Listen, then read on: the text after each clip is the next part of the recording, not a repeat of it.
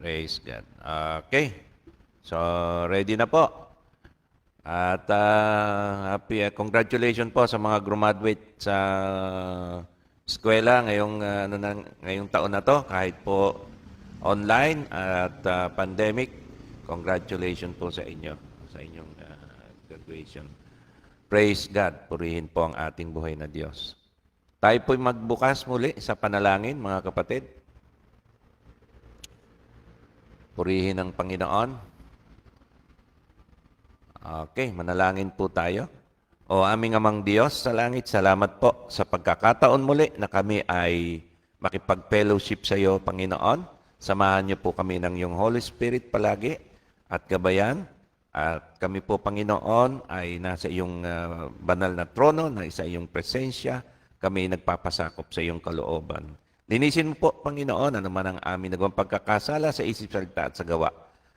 Maging sinadyaman o hindi, Panginoon, patawarin po kami at linisin ang banal na dugo ng aming Panginoong Jesucristo at ang kabanalan niya ang siyang makita po sa amin. Purihin ka, aming amang Diyos sa langit. Pagpalain mo po ang iyong mga salita na aming pagbubulayin, ang mga awitin, aming mga panalangin. Ikaw lamang po, Panginoon, ang siyang maluwalhati. Salamat po, aming amang Diyos sa langit, sa magitan lamang po ng iyong bugtong na anak na aming Panginoong Yeshua, na aming Panginoong Jesucristo. Ito po aming dalangin. Amen. Praise God. Purihin ang ating Panginoon. At simulan po natin sa awitin na di po tayo magsasawang magpuri sa ating Panginoon. Praise God. Purihin po ang ating buhay na Diyos.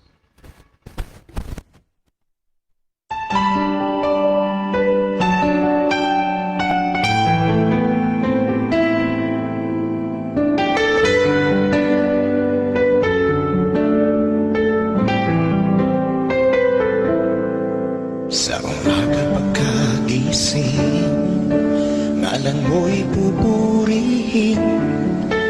Puso ko'y laging may awit para sa'yo. Lagi kong nararanasan katapatan mong walang hanggan. Pag-ibig mo'y laging sariwa sa araw-araw. Di ako magsasawang purihin ka. Buong puso't lakas, minamahal kita. Laging aawitin pag-ibig mo sa akin, Panginoong Jesus. Purihin ka.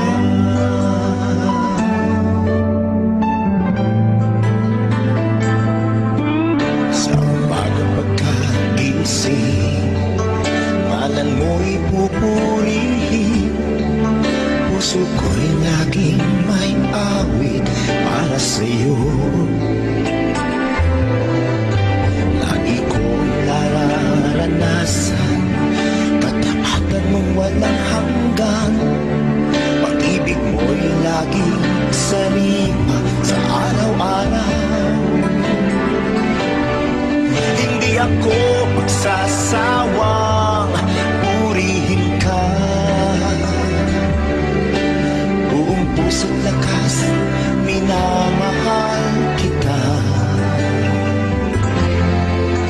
Laging aawitin pag-ibig mo sa akin, Panginoong Jesus.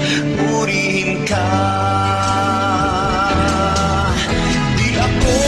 Sasawang purihin ka.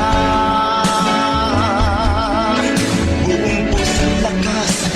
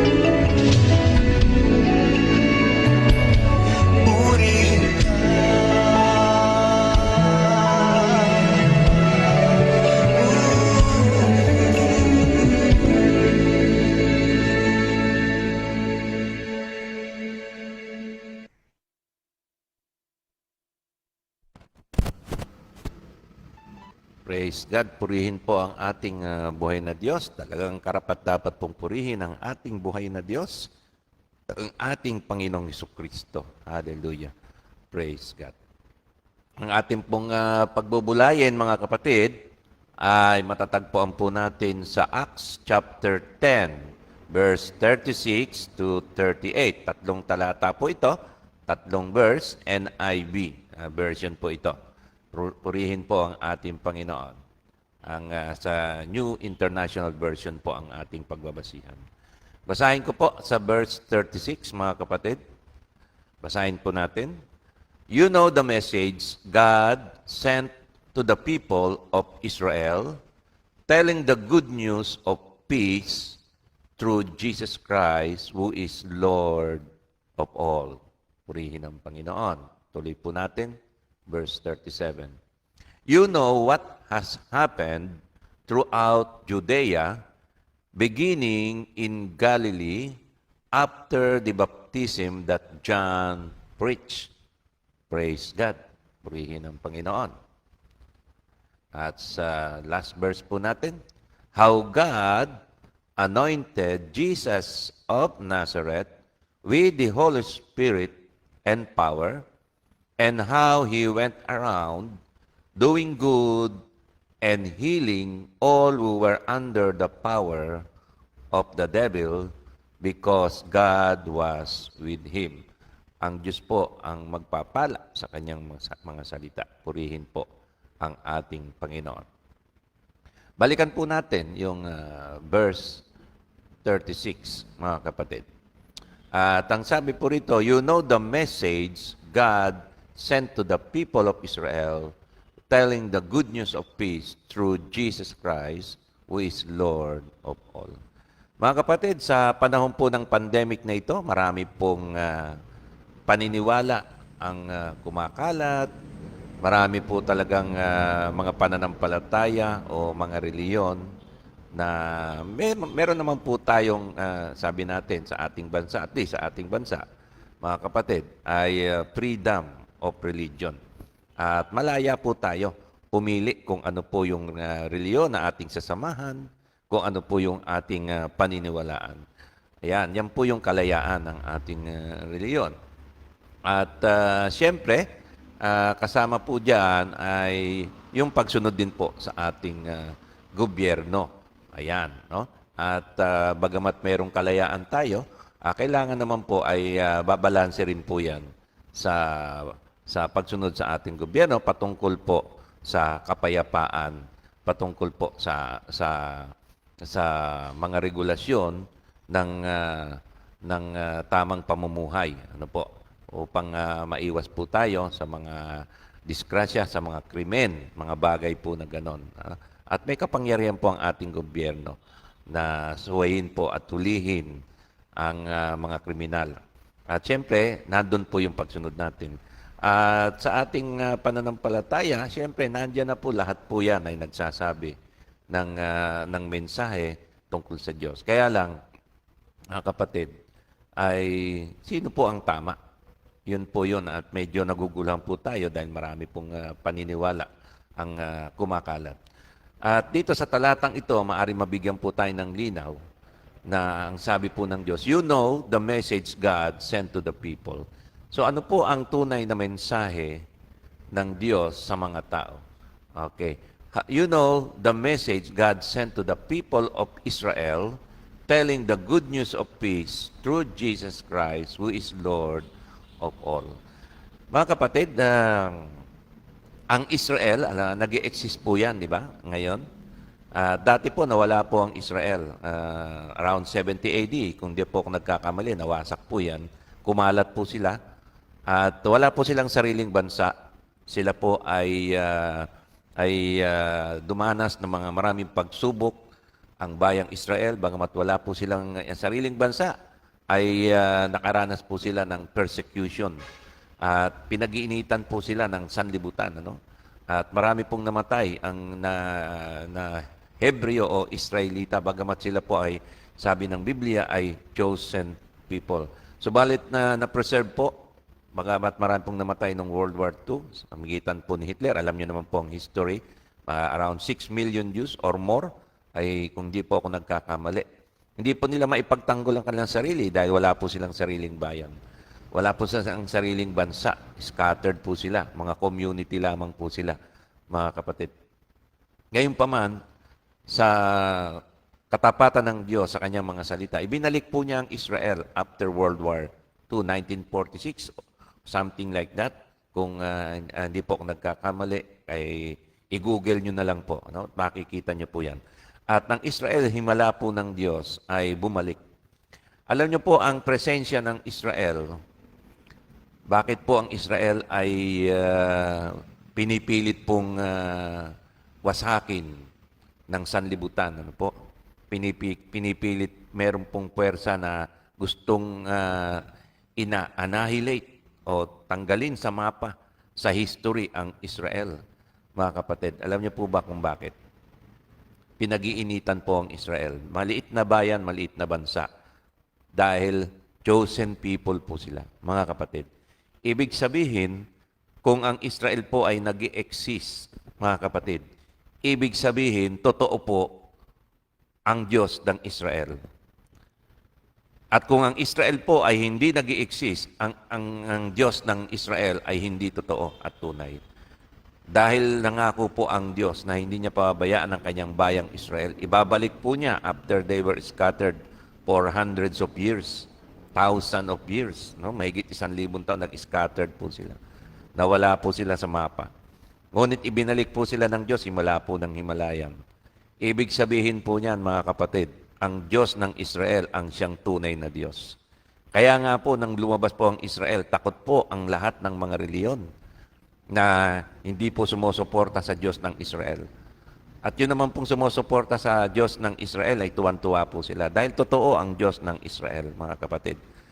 Ang existence ng Israel ngayon, at tuloy-tuloy na po yan, hindi na po mabubura sa mapa yan, mga kapatid, ay ibig nagpapakita po na totoo po ang Diyos at totoo po ang mabuting balita na ibinahagi, na ipinadala ng Diyos through Israel. At sa magitan po ng Israel, dumating po sa atin ang mabuting balita ng Diyos, ang good news of peace, na mabuting balita through Jesus Christ, who is Lord of all.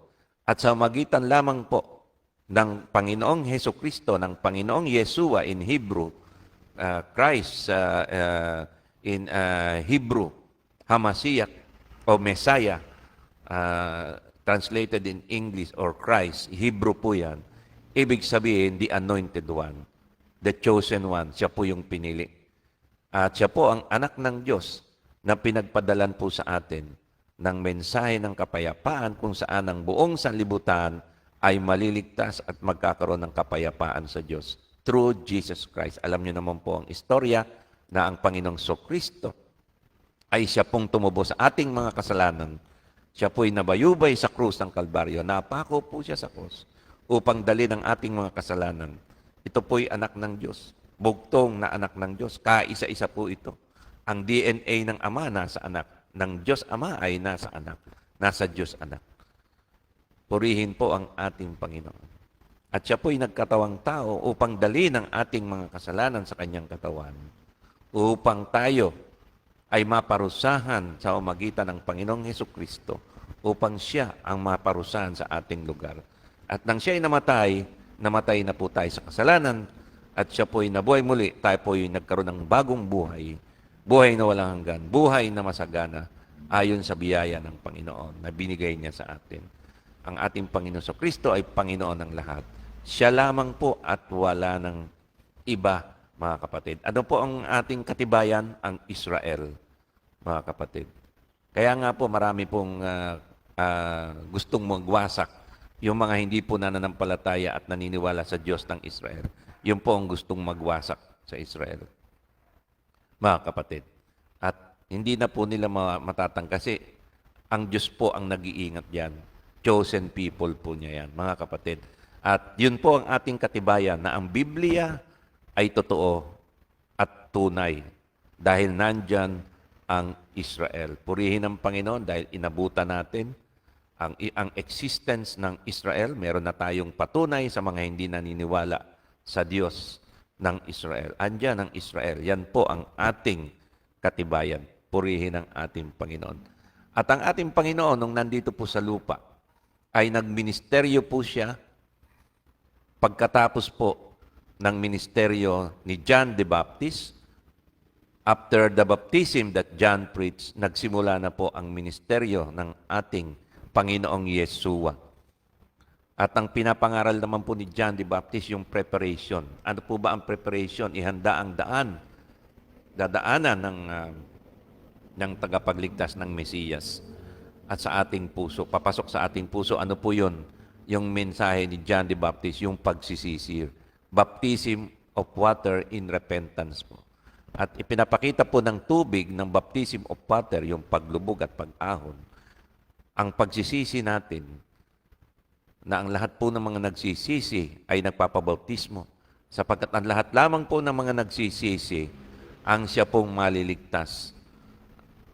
Mga kapatid, sapagkat ito po ang daan patungo sa ating Panginoong Sokristo. Ito po ang daan ng Panginoong Sokristo patungo sa ating mga puso.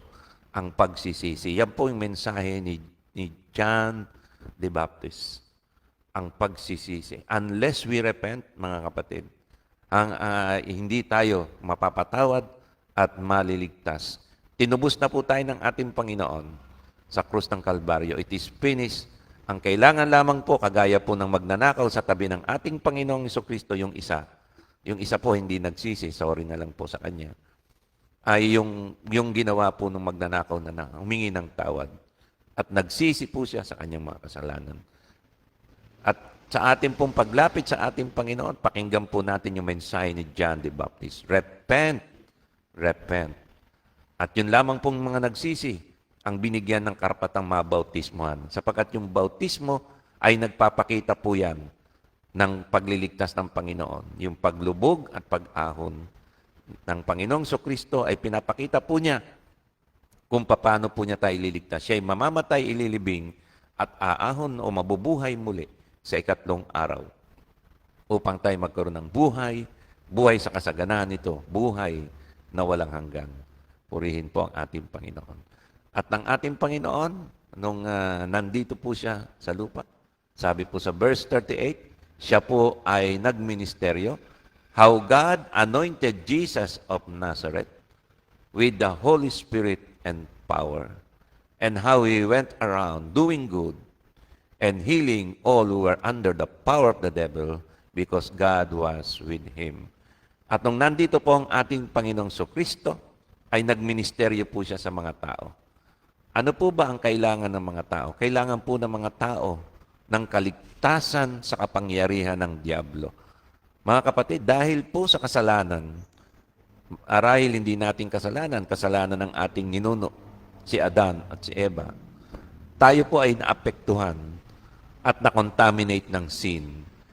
So yung kasalanan po ay dumaloy po sa ating DNA, tawag ko po dyan, DNA of sin, ng kasalanan, at nasa atin na po yan. At ang tao po ay makasalanan, ipinanganak na makasalanan, mga kapatid.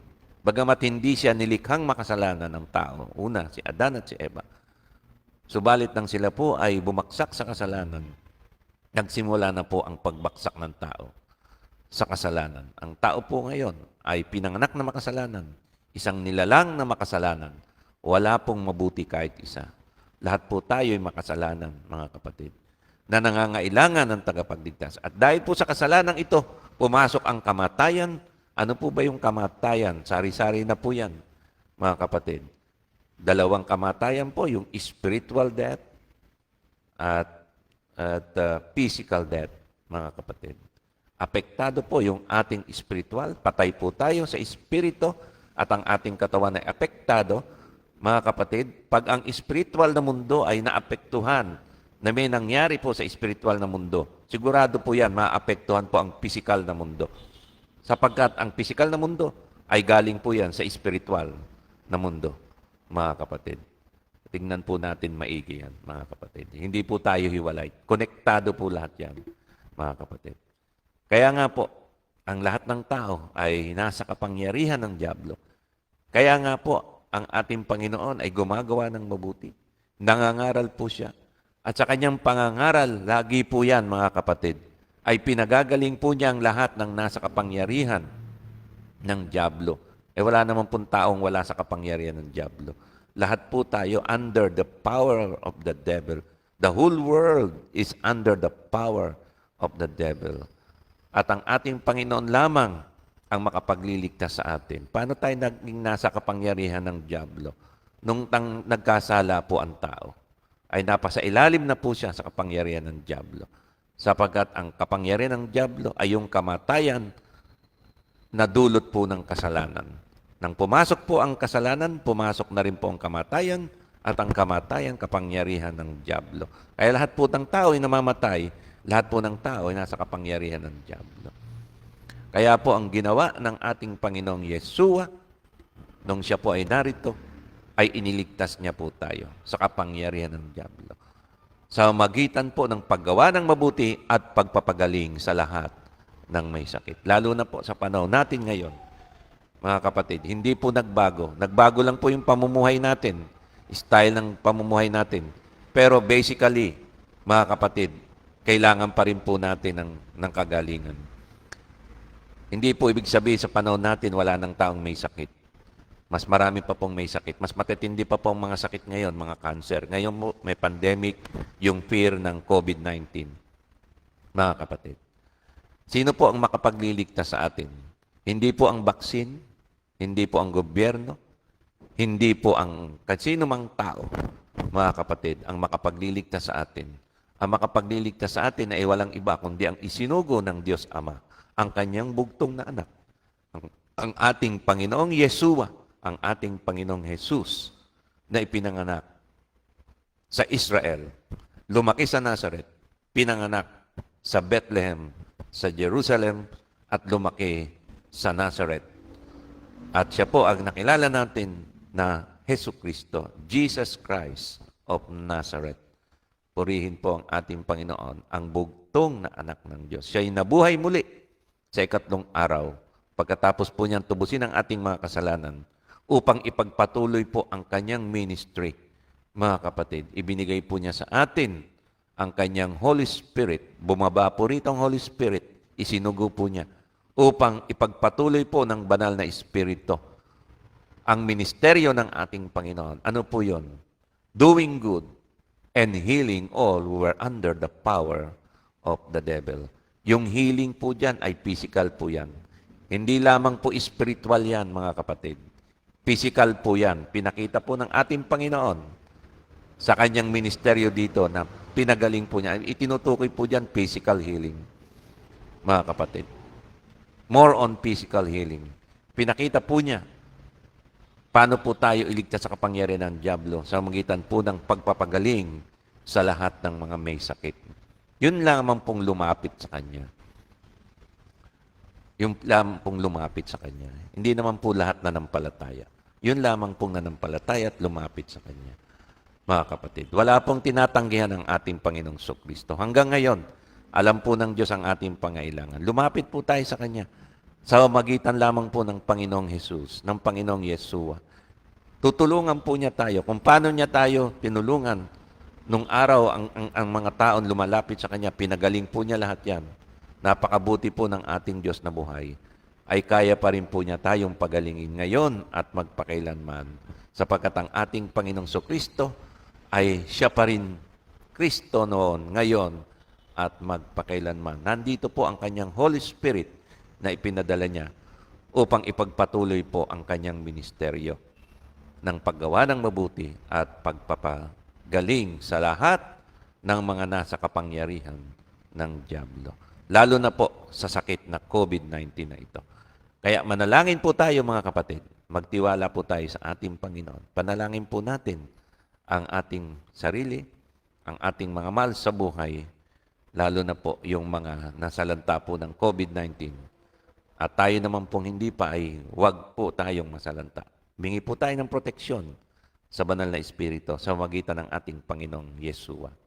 Manalangin po tayo, mga kapatid.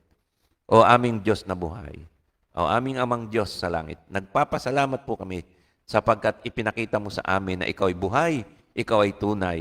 Hanggang ngayon, ikaw ay tunay dahil ang Israel po ay nag-e-exist, Panginoon. At dahil po siya ay nag-e-exist, pinatunayan mo, Panginoon, na ikaw ay tunay at buhay. Meron po kaming testimony dahil po sa Israel. At dahil po sa Diyos ng Israel, ikaw po yon, aming amang Diyos sa langit. Naniniwala po kami sa iyong isinugo sa amin. Ang aming Panginoong Yeshua, na iyong bugtong na anak, na aming Panginoong Jesus, na siya pong nagligtas sa aming mga kasalanan. At hindi lamang sa aming mga kasalanan, kundi sa aming mga karamdaman, ay tinubos mo na po kami. Panginoon, salamat po at dinala mo sa iyong katawan. At kinuha mo na ang aming mga kapighatian, ang aming mga kasalanan, ang aming mga karamdaman. At sa magitan ng mga sugat mo, kami nagsigaling. Salamat po sa iyong mga salita, sa katotohanan ito. At sa kapangyarihan po ng iyong Holy Spirit, nagpapasakop po kami sa iyo. Ang aming pangamba sa coronavirus, sa COVID-19 na ito, ay binibigay po namin sa iyo. Panginoon, sinusuko po namin ang aming buhay sa iyo. Ikaw na po ang maghari sa amin. Sa magitan ng iyong Holy Spirit na pinagkaloob sa amin, ay siya po ang maghari sa amin. Sa magitan po ng iyong banal na Espiritu, na kanya pong linisin ang aming katawan sa lahat ng karamdaman. Palitan niya ng buhay ang kamatayan ng kasalanan, na dulot ng kasalanan, na mga karamdaman na kamatayan na nagdudulot ng kamatayan, tanggalin po niya sa aming katawan. Palitan niya po ng buhay, buhay na walang hanggan. Salamat po aming amang Diyos sa langit. Nilalapit ko po ang iyong mga anak na iyo pong protektahan sa magitan ng kapangyarihan ng iyong Holy Spirit mula po sa epekto ng COVID-19 na ito, na hindi po kami tablan nito, hindi po ito pumasok sa aming katawan. Ang COVID na ito ay mamatay sa pangalan ng Panginoong Yeshua, mawala, mag-disappear sa aming presensya, sa presensya ng iyong Holy Spirit na nasa amin. Salamat po aming amang Diyos sa langit, sa katiyakan ito. Ingatan mo po ang mga anak mo, protektahan mo po ang mga anak mo. At ilayo po kami sa anumang mga sakuna, karamdaman, lalo na po sa pagkahawa sa COVID-19 na ito. Sinusuway po namin ang COVID-19 virus na ito na hindi po ito makapekto sa aming katawan, na hindi po ito lumapit at mamatay sa aming presensya ang COVID-19 virus na ito sa pangalan ng Panginoong Kristo. Nilalapit ko rin, Panginoon, ang lahat ng may mga karamdaman at sa amin po pinagaling mo po ang lahat ng may mga karamdaman. Na ikaw po ay narito. Naniniwala po kami ng iyong Holy Spirit ay narito. At siya po magpapatuloy ng pagpapagaling ng ministerya mo ng pagpapagaling sa amin. Kaya nga po nilalapit po namin ang aming mga sarili, Panginoon, sa oras na ito. Ano man ang karamdaman namin, binibigay po namin sa iyo. Lalo na kung cancer man ito, binibigay po namin sa iyo na ito po yung lusawin, ito po yung tanggalin sa aming katawan. At ma-restore po ang aming mga katawan sa malusog na kalagayan, Panginoon. Pinagkakatiwala po namin ang aming katawan sa iyo, na ito po ay gamitin mo para sa iyong kaluwalhatian. Gawin mo pong templo mo, Panginoon. Paghariin mo po ang aming katawan ng iyong Holy Spirit. At ikaw lamang po ang masunod sa amin. Salamat po. Aming sinusuway ang lahat ng kanser sa oras na ito. Sa pangalan ng Panginoong Yeshua, kanser, anumang sakit, mamatay ka, mag-dissolve ka, matunaw ka, mawala ka sa aming katawan. Sa oras na ito, sa pangalan ng Panginoong Yeshua, Hamasiyak na anak ng Diyos, sa pangalan ng Panginoong Hesukristo, sa pangalan ng Panginoong Hesukristo na taga Nazaret, sa pangalan ng Panginoong Hesukristo ng Israel, lumayas ka. Lumayas ka, kanser sa aming katawan. Anumang karamdaman sa oras na ito, inuutosan ka namin. Sa pangalan ng Panginoong Yeshua. Hallelujah. Salamat po, aming amang Diyos sa langit. Ingatan mo po ang mga anak mo na bumabiyahe, mga nagninegosyo, mga lumalabas. Ilayo mo po sila sa disgrasya. Pagpalain mo po ang kanilang mga business, ang kanilang mga negosyo. Lumago po ito sa panahon, kahit sa panahon ng pandemic, ang biyaya mo'y bumuho sa amin. Ang biyaya mo'y bumuho sa mga anak mo, sa mga nagtitiwala sa iyo, Panginoon. Salamat po aming amang Diyos sa langit. Pinagkakatiwala po namin sa iyo ang aming trabaho, ang aming negosyo, ang aming pagbibiyahe na kami ingatan mo. I declare safety, I declare protection from any incident, from any accident. I declare blessing and prosperity sa lahat ng mga anak ng Diyos na nananampalataya sa Diyos. Ikaw ay bumuo sa iyo ang pagpapala ng Diyos sa kalangitan kay Kristo Jesus. Purihin ang ating Panginoon. Salamat po, aming Amang Diyos sa langit, sa iyong awa, sa iyong biyaya. Tunay na napakabuti mo. Nagpapasalamat po kami sa iyo sa pangalan lamang ng aming Panginoong Hesus Kristo, ng aming Panginoong Yesu na taga Nazaret, na aming Panginoong Yeshua, na anak, na bugtong na anak ng Diyos, na mula sa Israel, sa pangalan ng Panginoong Hesus Kristo ng Israel. Amen. Praise God. Purihin po ang Panginoon. Salamat po mga kapatid, at ako po'y sinamahan nyo sa panalangin. Tayo po ay magpatuloy at magwaka sa isang pakagandang awitin, Pusong Dalisay. Sabayan niyo po ang awiting ito. Amen. Praise God.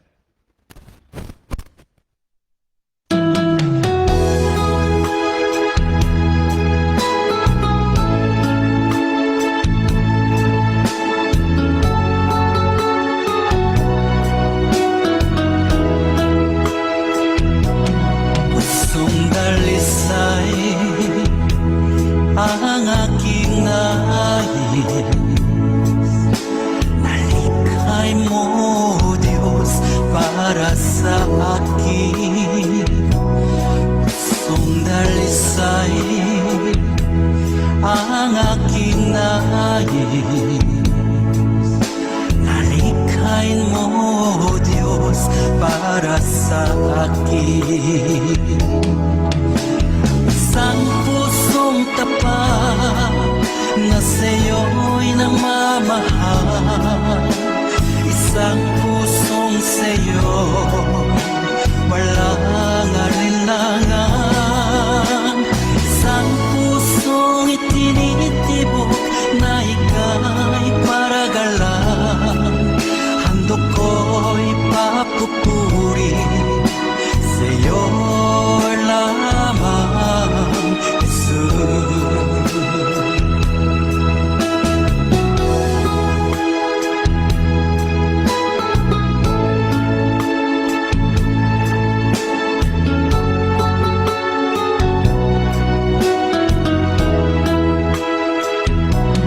Pusong dalisay ang aking nais. Nalikhay mo, Diyos, para sa akin. Pusong dalisay ang aking nais. Nalikhay mo, Diyos, para sa akin. Isang pusong tapat na sa'yo'y namamahal. Isang pusong sa'yo, walang alinlangan. Isang pusong itinitibok na ika'y paragalan. Handog ko'y papupuri sa'yo lamang, Jesus. Isang pusong tapat na sa'yo'y nagmamahal. Isang pusong sa'yo, walang alinlangan. Isang pusong itinitibok na ika'y paragalan. Handog ko'y papupuri sa'yo lamang, Jesus. Handog ko'y papupuri sa'yo lamang,